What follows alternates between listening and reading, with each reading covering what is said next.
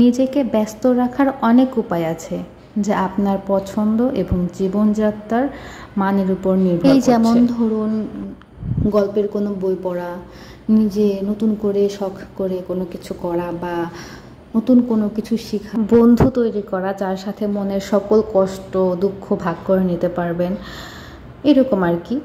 তো আজকে আমি আমার সকালের ব্রেকফাস্ট রেডি করছি। অনেক দিন হলোই আমি একদম ছাদামাটা সিমছাম কোনো ব্রেকফাস্ট তৈরি করি না। তো আজকে ভাবলাম যে ব্রেকফাস্টটা তৈরি করে নিই। প্রথমেই আমি আমার ছোট্ট কিউট ফ্রাই প্যানের মধ্যে হালকা একটু বাটার মেল্ট করে নিলাম। এর মধ্যে আমি আজকে ব্রেড টোস্ট করব। অনেক দিন হলো ইচ্ছা ছিল ব্রেড টোস্ট খাওয়ার, কিন্তু সময় হয়ে ওঠে না দেখেই আমি করতে পারি না। আর আজকে খুবই শর্ট টাইম, কারণ আজকে আমাকে একটু ক্যাম্পে বের হতে হবে আমার ম্যামের সাথে। আরও অনেক টিম থাকবে সাথে। তো যেহেতু গ্রাম চর অঞ্চল, মাঝে মধ্যেই আমাদের চর অঞ্চলে যেতে হয় তাদের চেক আপ করার জন্য, মানে পেশেন্ট চেক আপ করার জন্য। তো আজকে ভাবলাম যে এই শর্টকাট একটা রেসিপি খেয়ে আমি বেরিয়ে পড়বো খুব দ্রুতই। এই ব্রেড টোস্টটা এতটাই ক্রিস্পি হয় বাটার দিলে, আর এই ডিম অমলেটের সাথে খেতে তো অনেক মজা লাগে। জানি না আপনাদের কেমন লাগে। আপনারা যদি কেউ ট্রাই করে থাকেন অবশ্যই আমাকে কমেন্ট করে জানাবেন। গত পর্বে আমি আপনাদেরকে জানিয়েছি যে আমার ডিভোর্স হয়ে গিয়েছে, আর একজন ডিভোর্সি মেয়ের লাইফস্টাইল কিন্তু এখন অন্যরকম।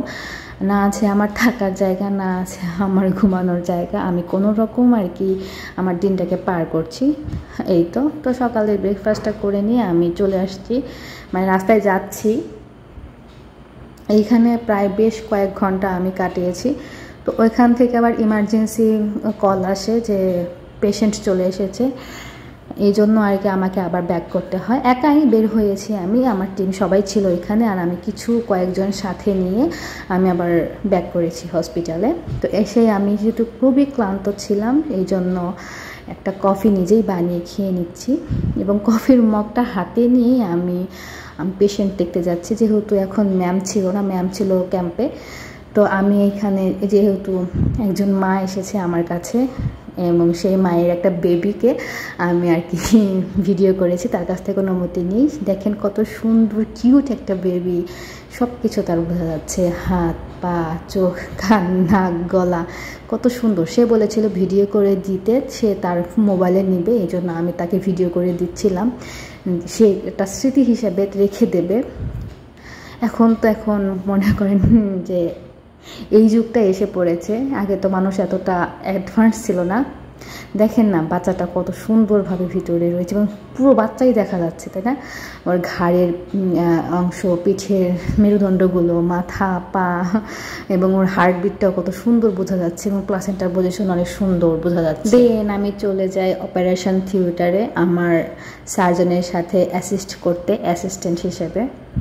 ওইখানে একটা সুন্দর কিউট একটা বেবি হয়, এবং আমি কিন্তু কাজ করছি, যে চশমাওয়ালা মেয়েটা, এটা কিন্তু আমি, সবাই আপনারা আমাকে চেনেন।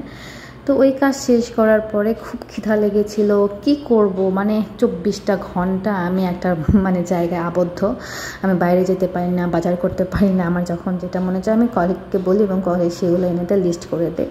তো এখন এই কাজটা করার পরে প্রচুর ক্ষুধা লেগেছিলো, এই জন্য নুডলস বানিয়েছি সিম্পলভাবে। তো সেই নুডলসটাই খাচ্ছি, আর মনে মনে ভাবছি যে আমি লাইফে কিভাবে আবার নতুন করে নিজেকে গুছিয়ে নেব, কিভাবে আমি এই ডিপ্রেশন থেকে বের হয়ে আসব, এগুলো চিন্তা করছিলাম। দেন আবার কল আসে যে আমাকে আবার যেতে হবে ওইখানে আমার টিমের কাছে। তো আমি টিমের কাছে মাঝ রাস্তাতে গিয়ে দেখি যে আমার টিম মেম্বাররা সবাই একজনের বাড়িতে উঠে, কাজ ওদের প্রায় শেষ হয়ে গিয়েছে, ওরা একজনের বাড়িতে উঠে জলপাই পাচ্ছে।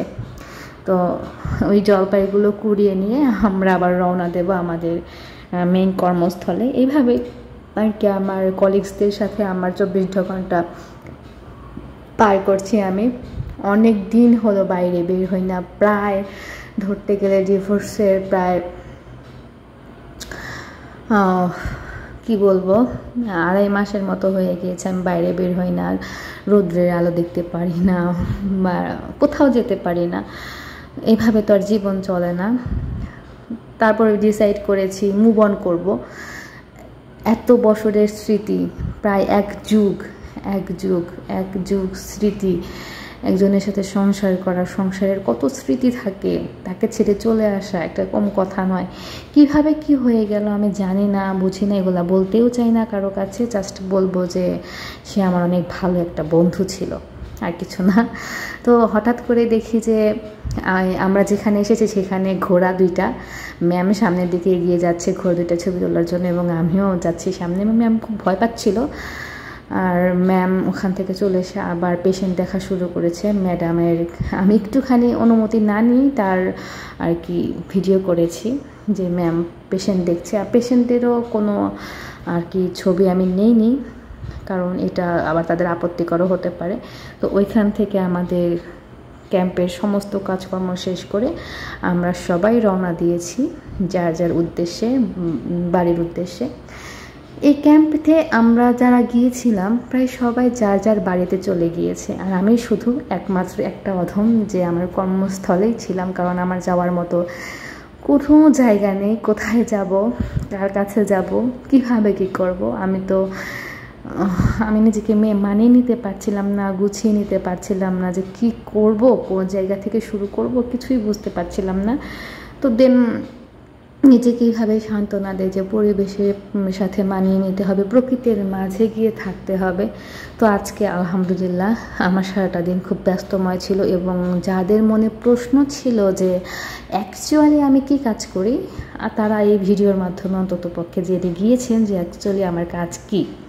সব শেষে আমি বলতে চাইবো যে আমার লাইফে 12টা বছরকে আমি মনে করি যে আমি হয়তোবা ঘুমিয়েছিলাম, ঘুম থেকে উঠে আমার এটা স্বপ্ন মনে হয় যে 12টা বছর আমি ঘুমিয়েছিলাম এবং ঘুম থেকে উঠে আমি একটা ফ্রেশ একটা দিন পেয়েছি, এরকম আমার একটা মনে হয়। এইটা মনে করেই আমি থাকি।